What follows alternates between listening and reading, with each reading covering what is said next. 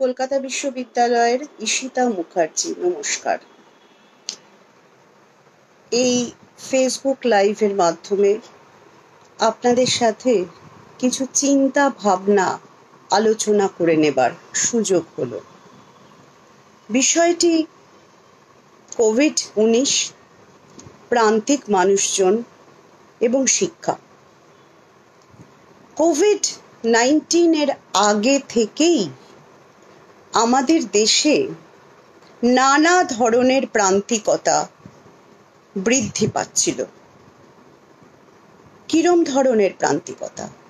প্রান্তিকতা বলতে আমরা কি বুঝি? প্রান্তিক মানুষজন মানে সামাজিকভাবে, আর্থিকভাবে আস্তে আস্তে মানুষকে নিচের দিকে ঠেলে দেওয়া। একটা লম্বা সিঁড়ির নিচের দিকে ধীরে ধীরে বেয়ে বেয়ে মানুষজন নামছে না, তাকে ওপর থেকে ঠেলে ফেলে দেওয়া হচ্ছে। এরকমই চেহারা ছিল আমাদের দেশের কোভিড-19 এর আগে। অর্থাৎ আর্থিক বৈষম্য ভীষণভাবে বাড়ছিল। আমরা অক্সফ্যাম রিপোর্টে দেখেছিলাম যে অতি ধনীর সংখ্যা লাফিয়ে লাফিয়ে বাড়ছিল। কোটিপতি বেড়েছে 120-র বেশি এক বছরে। এতজন কোটিপতি এই আমাদের ভারতে বাড়ছে। আবার একদিকে যেমন কোটিপতি বাড়ছে, অন্যদিকে আমাদের প্রান্তিকতা কিভাবে বাড়ছে? আর্থিকভাবে পিছিয়ে পড়া মানুষজন কোথায় থাকেন তাদের অনেককেই হয়তো চোখে দেখতে পাওয়া যায় না সাধারণ সময়। কোভিড-19 আমাদের চোখের সামনে তাদের এনে দিয়েছে। আপনাদের মনে আছে? আপনাদের ভুলতে দেবে না। কোভিড-19 হলেই আমাদের চোখের সামনে পরিযায়ী শ্রমিকদের লাইন ধরে হাঁটা চোখের সামনে আসে। লকডাউন ঘোষণা হলো এবং এদের বাড়ি পাঠানোর কোনো ব্যবস্থা হয়নি। এরা হেঁটে আসতে আসতে 100-রও বেশি শ্রমিক আক্রান্ত হলেন, অসুস্থ হলেন, মারা গেলেন। এখন যখন এই এত দীর্ঘ পথ পেরিয়ে তারা আসছেন, এখানে আসার পরে কোভিড-19 আক্রান্ত হয়েছে বলে দেখা যাচ্ছে। তাহলে প্রান্তিক মানুষজন আছেন, এরা তো হঠাৎ আসেননি। প্রান্তিক মানুষজন ছিলেন। কোভিড-19 তাদের চোখের সামনে এনে দিয়েছে। প্রথম প্রজন্ম লেখাপড়া শিখছে। আমাদের ক্লাসরুমের এরকম ছাত্রছাত্রী বসে। খোঁজ নিয়ে দেখা যায় তাদের বাড়ির লোকজন নানাভাবে আজ এখানে কাল সেখানে এরকম পেশায় নিযুক্ত আছেন। তাদের বাবা মা, দাদা দিদি এইভাবে নানান কাজকর্ম করে তাদের লেখাপড়া শেখাচ্ছেন। এটাই আমাদের দেশের চিত্র ছিল বলছি, তার কারণ এদের অনেকেরই খোঁজ কেউ রাখত না। এরা ইনভিজিবল ছিল, ফুটলুজ ছিল। অনেক প্রথম প্রজন্মের ছেলেমেয়েরা পড়ে, অনেক দ্বিতীয় প্রজন্ম, তৃতীয় প্রজন্মের ছেলেমেয়েরাও পড়েন, যাদের বাড়ির মানুষের উপার্জনকারী যিনি ছিলেন তার কাজ চলে গেছে। আপনারা নিশ্চয়ই জানেন 45 বছরের রেকর্ড বেকারি ছিল এই দেশে ঠিক কোভিড-19 এর আগে। তো অনেক প্রান্তিক মানুষ অদৃশ্য ছিল। কাদের কাছ থেকে? ভারত বলে যে জায়গাটাকে দেখানো হয়, শপিং মলে যে ছাত্রছাত্রীরা ঘুরে বেড়াচ্ছে, টিচাররা ঘুরে বেড়াচ্ছে, আমাদের অনেক বন্ধু বান্ধবও দেখছি ঘুরে বেড়ায়, তাদের কাছ থেকে মাল্টিপ্লেক্স, শপিং মল, শহরের এই শহর মুড়ে গেছে যে ধরনের কাজ জায়গা থেকে, আমাদের অনেক সময় যারা উপার্জন বেশি করি আমরা নিজেরাও তার মধ্যে আছি। সত্যের সামনাসামনি তো আমাদের দাঁড়াতেই হবে। অন্যায্য নয়, কোনো উপার্জনই অন্যায্য নয়, কিন্তু এই ন্যায্যতার দাবি রেখেছিল অন্য আরেকটা ভারতবর্ষ। এই ভারতের মধ্যেই ছিল অন্য একটা ভারত, প্রান্তিক মানুষজন। কাজে যে ছাত্রছাত্রীরা, যে মানুষ আমাদের প্রান্তিকতার মধ্যে আছে, যার বাবা মা হয়তো পরিযায়ী শ্রমিক হয়ে গেছেন, চাষবাস করতেন, কারখানা হয়নি, শিল্প হয়নি, ছাঁটাই হয়ে গেছেন, ছাঁটাই শ্রমিকের বাড়ির ছেলেমেয়েরাও অনেক সময় অনেক কষ্ট করে এত দূর অবধি, কলেজ অবধি পড়াশুনো করতে আসে। তারা যখন আসে, এভাবেই হেঁটে হেঁটে তারা যান, এভাবেই তারা হেঁটে হেঁটে ফিরতেন। কেউ তাদের চোখে দেখতে পেতাম না আমরা, কারণ পাশ দিয়ে হুশ করে গাড়ি যেত, পাশ দিয়ে হুশ করে রেলগাড়ি যেত। কোভিড-19 চোখের সামনে এনে দিয়েছে, যেটাকে ইংরেজিতে বলা যায় ভিজিবিলাইজিং দ্য ইনভিজিবল। যেটা অদৃশ্য ছিল, লোকের চোখের আড়ালে ছিল তাদের। আরে এই নগরায়ন, যে নগরায়নে আঞ্চলিক সুবিধা না দেখে যে নগরায়ন হয়েছে, যেটাকে স্মার্ট সিটি বলা হয়, সেই রকম স্মার্ট সিটির মধ্যে এদের খুঁজে পাওয়া যায় না। অনেক সময় নিজেদেরই আমরা নিজেরা আয়নার সামনে রাখি। এই প্রান্তিক মানুষজনের কথা আমরা জানতাম, কিন্তু এই প্রান্তিক মানুষজন যেভাবে থাকেন, আমরা অনেকেই তার খোঁজ রাখিনি। খোঁজ না রাখার দোষ আমাদের নয়, কারণ দেশের কাঠামো, দেশের আর্থসামাজিক কাঠামো, রাজনৈতিক কাঠামোটাই এই রকম যে এদের চোখে পড়ে না, চোখের আড়ালে থাকে। এই দুদিন আগে একটি অল্প বয়সী মেয়ে, তাকে উদ্ধার করা হয়েছে কলকাতার একটি জেলা থেকে। জেলায় তাকে পৌঁছে দেওয়া হয়েছে। সে পাচার হয়ে গিয়েছিল এই কোভিডের সময়। বলছি না, জেলার নাম বলছি না, ঘটনাও বিস্তৃত বলছি না, কারণ এই প্রান্তিক মানুষজনের বিপদ আছে। কাজেই তাদের নিরাপত্তার কথা মাথায় রেখেই কোনো ঘটনার বিস্তৃত বিবরণ দেব না। এই কদিন আগেই আমফানে বিপর্যস্ত হয়েছে আমাদের দক্ষিণবঙ্গ ও দক্ষিণ 24 পরগনা, উত্তর 24 পরগনা, নদিয়া, কলকাতা ছাড়াও আরো অনেক অংশ। সেখানে পড়াশোনা করছে, কলেজে আছে ছাত্রছাত্রী। এই এত পরিযায়ী শ্রমিক বাড়ি ফিরে আসার পরেও মাথার উপর যখন ছাদ উড়ে যায়, বাড়িটাই যখন চলে যায়, তখন সেই প্রান্তিকতার শেষ প্রান্তে দাঁড়িয়ে তার বাবা মা বলছে কাজের খোঁজে বেরিয়ে যাবে। অর্থাৎ মানুষ এগোচ্ছে, ঘুরছে, এক জেলা, এক শহর, আরেক গ্রাম, আরেক শহর, কাজের খোঁজে গোটা ভারতের মানুষ চক্রাকারে ঘুরে চলেছে। এই প্রান্তিকতার কোনো তুলনা হয় না ঐতিহাসিকভাবে যে দেশকে আমরা স্বাধীনতার পর দেখেছি। তাহলে এই দেশের এই প্রান্তিক মানুষজনের কথা, খোঁজ খবর কিভাবে আমরা পেলাম? কোভিড-19 সবাইকে চোখের সামনে দেখিয়ে দিল প্রান্তিকতা কাকে বলে, প্রান্তিক মানুষজন কিভাবে থাকে, কিভাবে খায়, কি তাদের প্রয়োজন। আমাদের অধ্যাপক সংগঠন, শিক্ষক সংগঠন রিলিফের কাজে নানান জায়গায় যাচ্ছে। তাদের দাঁড়াতে হয়েছে তাদের এই কাছের মানুষগুলোর পাশে। তারা যখন দাঁড়াচ্ছেন গিয়ে, প্রতিদিন তাদের দুঃখ কষ্টের সম্মুখে তারা হচ্ছে। প্রান্তিক মানুষজন সত্যিই যখন ক্লাসরুমে এসে বসে, সেখানকার ঘরের ছেলে মেয়েরা, আমাদের বুঝবার উপায় থাকে না। বুদ্ধি, মেধা, বৃত্তি একই রকম। কি করে বুঝবো?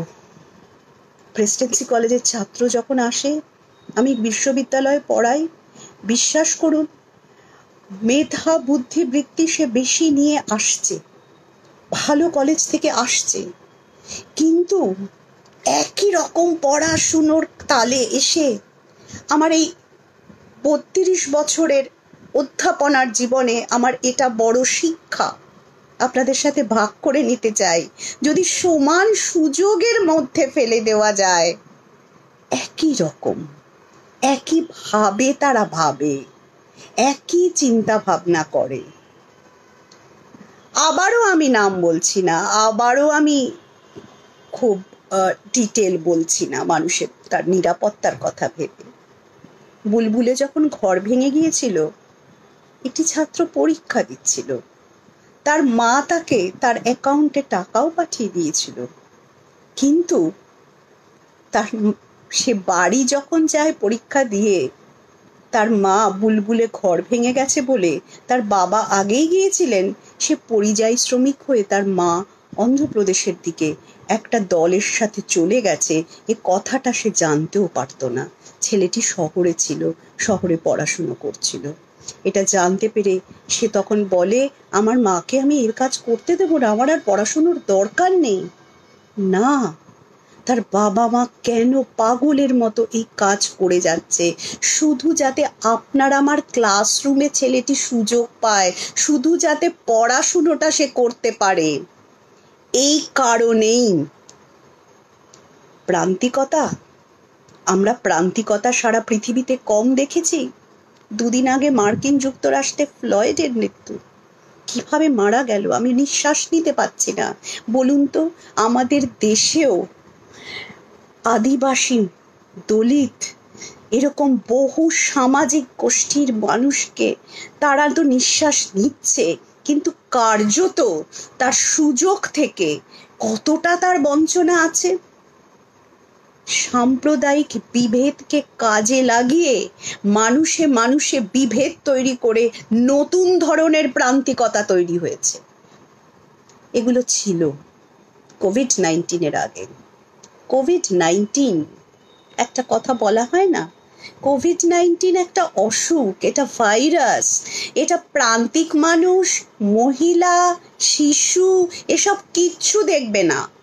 এরা সবাইকে সমানভাবে তারা আঘাত করবে। অসুখ যখন হবে সকলের হবে, গরিব বড়লোক দেখে আসবে না, পুরুষ মহিলা দেখে আসবে না, জাতপাত ধর্ম দেখে আসবে না। এটা মেডিকেল সায়েন্সগতভাবে সত্যি, ঠিকই, কিন্তু যে প্রান্তিকতার সামনে আছে, প্রান্তিকতার মুখে আছে, সেই প্রান্তিক মানুষের জীবনের বিপন্নতা সব থেকে বেশি। যখন ভাইরাস ছড়াচ্ছে, পরিযায়ী শ্রমিকরা যেখানে ছিলেন তাদের তো তখন তারা আক্রান্ত ছিলেন না। তারা রাস্তা দিয়ে এইভাবে এই পদ্ধতিতে আসতে গিয়ে অনেকের সাথে যোগাযোগের ফলে আক্রান্ত হলেন।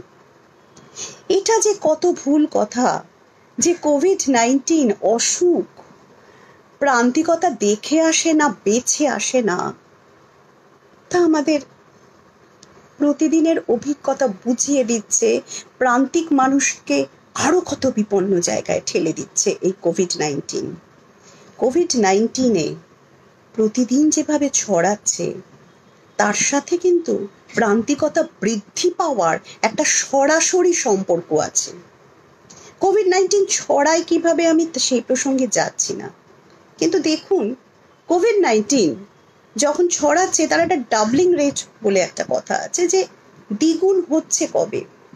পরিসংখ্যান দেখলে দেখা যায় এই দ্বিগুণ হওয়ার সময়টা ভারতে আস্তে আস্তে আস্তে আস্তে কমতে কমতে এই জায়গাটা এরকম যাচ্ছে যে এখন দ্রুত বেগে সংক্রমণ ছড়াচ্ছে, যেটাকে স্টেজ 3 বলা হয়, মহল্লা সংক্রমণ যেটা বলা হয়, যেটাকে কমিউনিটি তে ছড়িয়ে যাওয়া যেটাকে বলা হয়। অনেক বিশেষজ্ঞ মনে করছেন। তো আমাদের যারা মাথায় বসে আছেন, যারা সরকার চালাচ্ছেন, তারা যে কথাই বলে থাকুক না কেন, যখন এইভাবে ছড়াচ্ছে তখন প্রান্তিক মানুষজনের বিপদ কিন্তু সব থেকে বেশি বাড়ে। কাজেই অসুখটাকে যদি নিয়ন্ত্রিত রাখা যায় তাহলে কিন্তু প্রান্তিকতাটাও আর বাড়তে দেওয়া যায় না। আপনি দেখুন না, কাজ করলেন কারা? অনলাইনে যারা কাজ করতে পারলেন তারাই তো কাজ করলেন। আর আপনার পরিচারিকা, ইলেকট্রিকের মিস্ত্রি, যারা অটো চালক, যারা এই প্রান্তিক জায়গা থেকে আসেন, সামাজিকভাবে আর্থিকভাবে বিপন্ন মানুষজন, সেই মানুষজন তারা কিন্তু কাজ করতে পারলেন না লকডাউনে। লকডাউনটা কাদের জন্য? ঘরে বসে কাজ। হ্যাঁ, প্রান্তিক মানুষজনও ঘরে বসে কাজ করেন। আমাদের মহিলাদের একটা বড় অংশ এখানে, যেটাকে হোম বেসড অকুপেশন বলে, সেই বাড়িতে বসে কাজ করেন। তারা বিড়ি বাঁধেন বাড়িতে বসে, তারা জ্যাম জেলি আচার বাড়ি বসে তৈরি করেন। তারা তো তৈরি করতে পারতেন। এটা তো ওয়ার্ক ফ্রম হোম। এটা কি ওয়ার্ক ফ্রম হোম? না। তার কারণ তাদের তো বস বলেছেন তোমরা এখন কাজ করতে পারবে না, কারণ এগুলো বিক্রি হবে না। আমি জানি এই মুহূর্তে মালদা মুর্শিদাবাদে বিড়ি তৈরি করে বসে আছে, কিন্তু এইরকম পুঞ্জীভূত তার কাজ, ব্যাগ তৈরি করে বসে আছে, যে নিত সে আর নিচ্ছে না। লকডাউন চলেছে। কাজেই লকডাউন কিন্তু প্রান্তিক মানুষের ওপর বেশি আঘাত করেছে। আর প্রান্তিক মানুষজন যারা নয়, যারা এদিকে আছি, তার মধ্যে আমরা নিজেরাই আছি। আমাদের যা বেতন ভোগী, যেভাবে যে বেতন আমরা পাই, আমরা এদিকে আছি। এদিকে থাকাটা যেমন অপরাধ নয়, ওদিকে থাকাটাও অপরাধ নয়। কিন্তু আমরা এরকম অবস্থা দেশের চাই না যেখানে দেশটা আড়াআড়ি ভাবে ভাগ হয়ে গেল এবং প্রান্তিক মানুষজনের ওপরে কোভিড-19 প্রভাব পড়ল অনেক অনেক বেশি, কারণ তারা মোকাবিলা করতে পারে না। অনেক রকম অনেক তত্ত্ব হলো যে সব মানুষকে সমান ভাবেই দেখে, ছড়িয়ে গেলে সবাই ঘরে থাকবে। আমাদের কলকাতা শহর বলুন, বড় শহর বলুন, বস্তিবাসী মানুষ বলুন, তাদেরকে যখন এই বস্তিবাসী মানুষদের পুলিশ যখন ঠেলে ঘরে ঢোকাচ্ছে, এই দূরত্বটা কোথায় থাকবে? দূরত্ব বিধি কোথায় থাকবে বলুন তো? কিভাবে একটা 10 ফুট বাই 10 ফুট ঘরে অনেকে থাকে? কোথায় দূরত্ব বিধি? তা যে দূরত্ব বিধি মানা সম্ভব নয়। আর নামটাও অদ্ভুত হলো, সোশ্যাল ডিস্টেন্সিং, সামাজিক প্রান্তিকতার নাম। আসলে জ্যামিতিক এবং সামাজিক পাশে থাকা, এটাই হওয়া উচিত ছিল, মানবিক ভাবে এটাই হওয়া উচিত ছিল। কিন্তু যেটাকে অফিসিয়াল নাম বলে সেটা হলো সোশ্যাল ডিস্টেন্সিং। কথাটা কিন্তু physical distancing with social solidarity. কাজেই সামাজিক ভাবে আমি পাশে থাকবো, কিন্তু আমাদের মধ্যে দূরত্বটা জ্যামিতিক। আমার চারপাশের অক্ষরেখা, চারপাশের রেডিয়াস থাকবে 1 মিটার। তার মানে এই নয় আমি আপনার থেকে দূরে আছি। মুখে মাস্ক থাকলেও আমি দূরে নই। কোথায় রইলো এই কথাটা বোঝানোর? ফিজিক্যাল ডিস্টেন্সিংটা আক্ষরিক অর্থে সোশ্যাল ডিস্টেন্সিং হয়ে গেল। সামাজিক বৈষম্যটাকে আরো জোরদার করে কোভিড-19 নিয়ে এলো। এবারে এইরকম একটা পরিপ্রেক্ষিতে শিক্ষার ব্যবস্থা কোন জায়গায় দাঁড়ালো? সবটা চলে গেল অনলাইনে, সবটা। ডিজিটাল ডিভাইড বলে একটা কথা আছে, যে প্রান্তিক মানুষজন এই ভাগাভাগির অন্যদিকে হয়েছে দুটো ভাগ। এই যে আজকে প্রযুক্তি ব্যবহার করে আপনার সাথে কথা বলছি, এটা একটা ভাগ, আর যার হাতে স্মার্টফোন নেই সেটা আরেকটা ভাগ। এই মুহূর্তে কত অংশ ব্যবহার করছে স্মার্টফোন, কারা এই প্রযুক্তির মধ্যে আছে, কারা এই প্রযুক্তির মধ্যে নেই, ওপারে তো অনেকেই আছে। বিশ্ববিদ্যালয়ের ছাত্রছাত্রীদের মধ্যেও আছে, অনেক ছাত্রছাত্রী আছে, তারা অনলাইন ক্লাসের সুবিধাটা পাচ্ছে না। কেন পাচ্ছে না বলুন তো? প্রযুক্তি কি খারাপ ছিল? আপনারা বলুন তো, আমার মনের মধ্যে প্রশ্ন এসেছে। প্রযুক্তি তো খারাপ নয়। আমি যদি ঘরে বসে আজকে আপনাদের সাথে কথা বলতে পারি, এটাই তো প্রযুক্তি, এটাই তো উন্নয়ন। এই প্রযুক্তির উন্নয়নই তো আমাদের দরকার। অসুবিধে কোথায়? অসুবিধে এটাই যে এই উন্নয়নটার জন্য, এই প্রযুক্তিটা কেনার জন্য আমাকে পয়সা দিতে হবে। হ্যাঁ, পয়সা দিতে হচ্ছে। আপনার সাথে যে আমি কথা বলছি, এই ইন্টারনেট কানেক্টিভিটির জন্য আমাকে পয়সা দিতে হচ্ছে।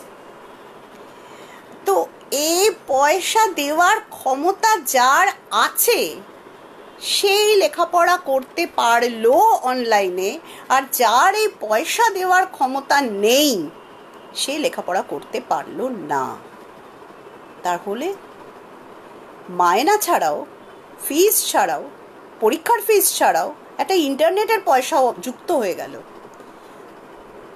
ক্লাসরুমে যখন পড়াশোনা হয়, ক্লাসরুমটার জন্য কি পয়সা দেয় ছাত্রছাত্রীরা? দেয়, বেসরকারি ক্ষেত্রে দেয়। তাহলে আমি যখন সরকার বা বিশ্ববিদ্যালয় বা কলেজ বা স্কুল যখন এই নেট কানেক্টিভিটির দায়িত্বটা নেয় না, যখন এই প্রযুক্তির দায়িত্ব নেয় না, তখন এই গোটা শেখাটার দায়িত্ব পয়সা দিয়ে, আর্থিক দায়িত্ব, আর্থিক বোঝা চেপে যাচ্ছে ছাত্রছাত্রী এবং শিক্ষকের ওপর। আমি খবরের কাগজে প্রান্তিকতার অন্য আরেকটি খবর পড়েছিলাম, জেলা বলছি না, আংশিক সময়ের শিক্ষক। আমরা যাদের পড়াই কলকাতা বিশ্ববিদ্যালয়ের, আমাদের অনেক ছাত্রছাত্রী পাশ করে বেরিয়ে আংশিক সময়ের শিক্ষক হন। কিন্তু এই সময় কলেজ বন্ধ, লকডাউন, তাদের লেকচার পিছু কিছু টাকা দিয়ে আমরা তাদের পড়াতে বলি। এরকমই ব্যবস্থা প্রতিষ্ঠানের। টাকা পায়নি, বাড়িতে টাকা দরকার, তাকে সবজি বিক্রি করতে হয়েছে। খারাপ নয়, কোনো কাজই খারাপ নয়। কাজেই ওই যে একটা ইংরেজিতে কথা হঠাৎ করে চালু হয়ে গেল, দুটো কথা চালু হলো, একটা নিউ নর্মাল। আমি আপনাদের কাছে বলছি, আমার ব্যক্তিগতভাবে মনে হয়েছে নিউ নর্মাল আরেকটা শোষণ যন্ত্র, একটা বেসরকারিকরণের একটা হাতিয়ার। নিউ নর্মাল মানে তোমাকে এই পয়সাগুলো দিতে হবে, যদি পয়সাগুলো দিতে না পারো তাহলে যাও, বেরিয়ে যাও। মার্কিন যুক্তরাষ্ট্রে ড্রপ আউট হয়েছে ছাত্রছাত্রীদের, অনেক ছাত্র লেখাপড়া ছেড়ে বেরিয়ে চলে যেতে বাধ্য হয়েছেন, কারণ তারা কাজ করতেন, তারপর তারা পড়তেন, কিন্তু কাজ হারাচ্ছে।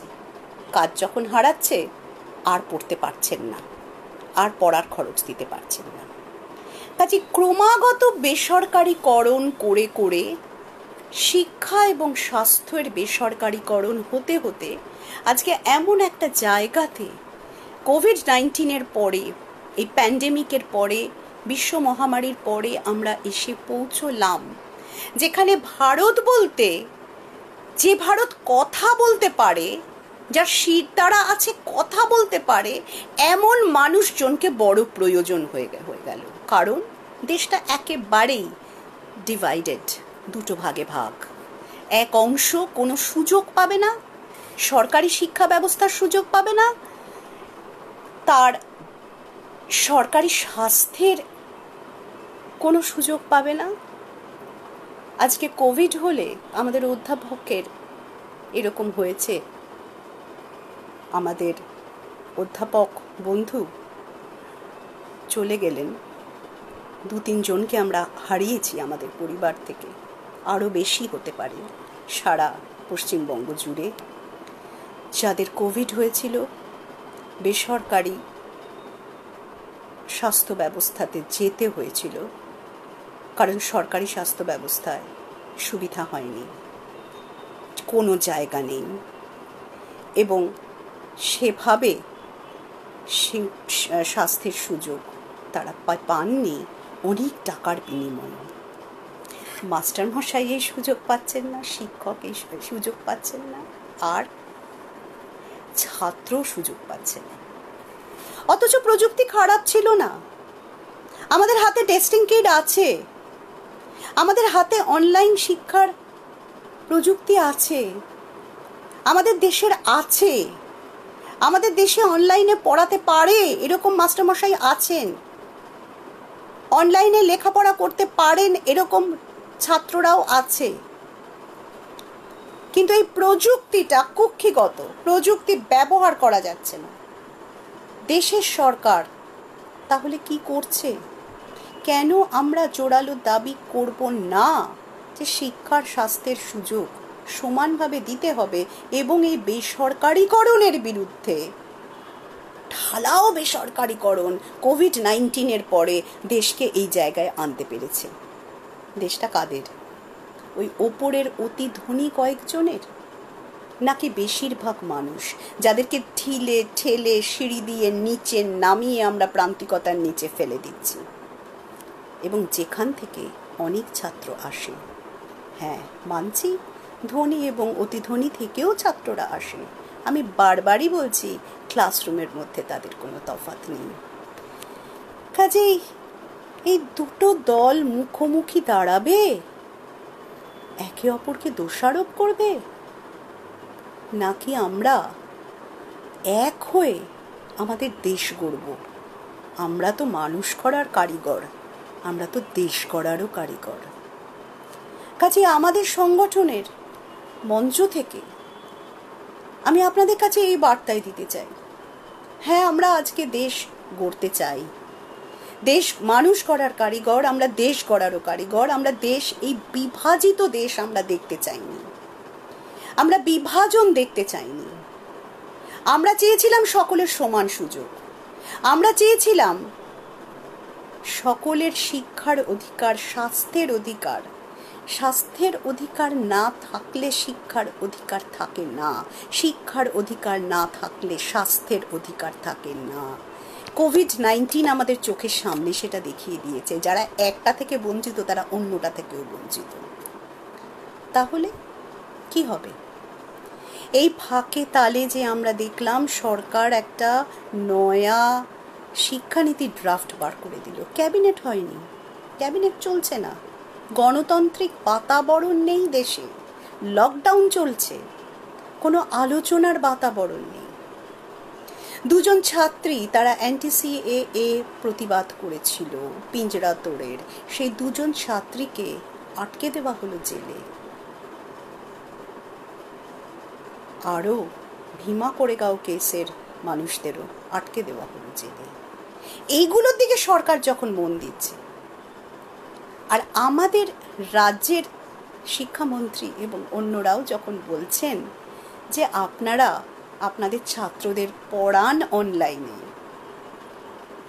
তখনও এই প্রান্তিকতার কথা কারুর, কোনো সরকারের মাথাতে থাকছে না। আমরা অন্তত বুঝতে পারছি না। প্রান্তিক মানুষজনকে আরও নিচে ঠেলে ফেললে শিক্ষার অধিকার থেকে লুপ্ত হয়ে যায় তারা। তাহলে এই প্রযুক্তির অধিকার কি পাবে না প্রান্তিক পরিবারের ছেলেমেয়েরা? এই প্রযুক্তির পরিবার কি তারা পাবে না? প্রযুক্তির পরিবার পাবে, প্রযুক্তির অধিকার তারা পাবে যদি সরকারি ব্যয় বরাদ্দ শিক্ষা এবং স্বাস্থ্যে বাড়ে। শিক্ষায় ব্যয় বরাদ্দ বাড়াতে হবে, এবং কোনোভাবেই এটাকেই চালু করে দেওয়া যাবে না, তাহলে তো তারা প্রতিষ্ঠানে আসবে না, তাহলে তো তাকে ক্লাসরুম বানাতে হবে না, ব্ল্যাকবোর্ড দিতে হবে না, বেঞ্চ দিতে হবে না। বাড়ি থেকে যারা প্রযুক্তি নিতে পারবে তারাই পড়বে। যারা এই কথা বলছে তারা একবারও এই কথাটা চিন্তা ভাবনায় আনছে না যে ক্লাসরুম এবং ক্লাসরুম যে ইকুয়ালাইজার, এই যে কথাটা বলছি আমি, সমানভাবে এই দুই গোষ্ঠীর বৈষম্যকে দূর করার পক্ষে একটা মস্ত বড় কাজ করে।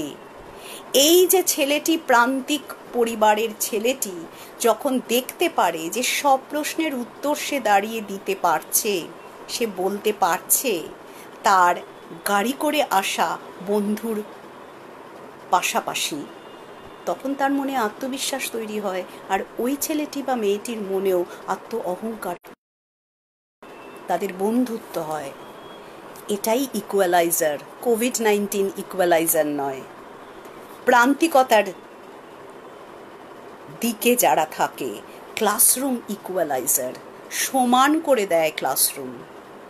উচ্চশিক্ষার আসন, শিক্ষার আসন, তার স্কুল বাড়ি, তার ক্লাসরুম তাকে সমান করে দেয়। হ্যাঁ, এখন ঠিকই, ক্লাসরুমকে আমরা সেভাবে পাচ্ছি কোথায়? কোভিড-19কে আমরা তো বলতে পারি না, কারণ আমাদের স্বাস্থ্যবিধি সেভাবে মানা হয় না, আর আমাদের সরকার দায় নিতে চায় না, সরকারি ব্যয় বরাদ্দও বাড়ছে না। তাই ক্লাসরুমকে ক্লাসরুম হিসেবে ফিরিয়ে দিতে গেলে যে সরকারি পরিকাঠামোতে খরচ করা দরকার, সেই খরচ কি সরকার করতে রাজি আছে? তার পাশাপাশি নতুন প্রযুক্তি আসতেই পারে, নতুন প্রযুক্তি সব সময় স্বাগত, তার সুযোগ নেবে আমাদের ছাত্রছাত্রীরা।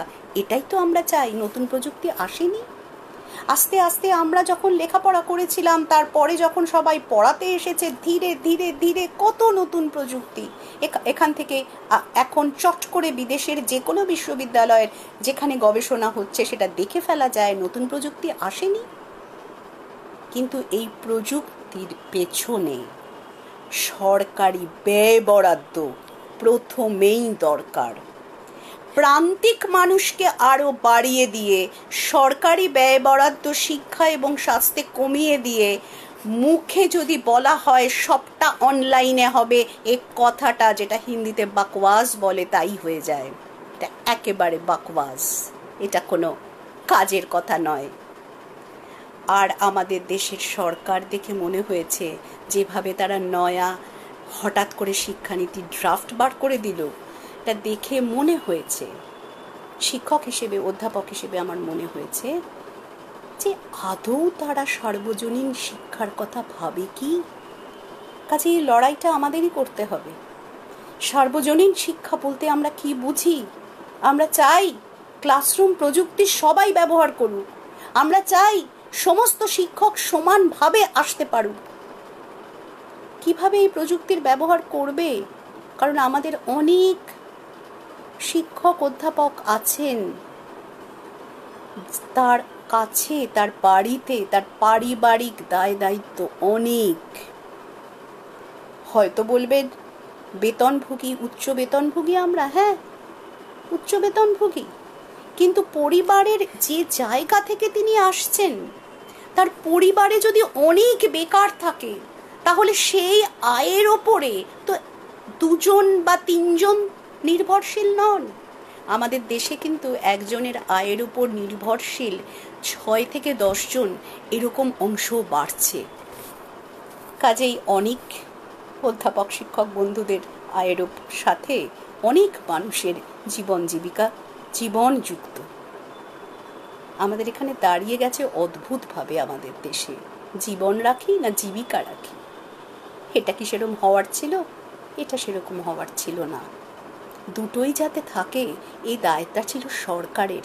সরকার তার দায় এড়িয়ে গেছে। দেশের মানুষকে এই দুটোর ভেতরে বেছে নিতে বলছে। ড্রপ আউট হচ্ছে,